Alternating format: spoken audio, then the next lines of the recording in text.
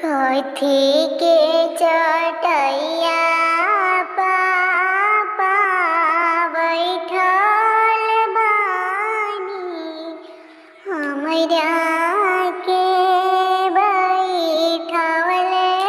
बानी आरे कुश के चटैया बेटी बैठल तोहके बैठवले बानी कथिए के छतिया पापा कइले बानी धियावा के तेजतानी आरे पथल के छतिया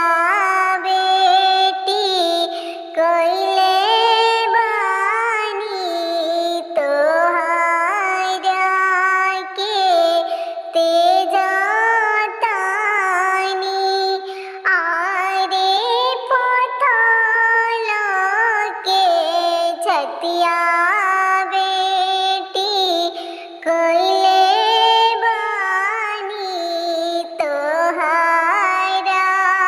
के तेजतानी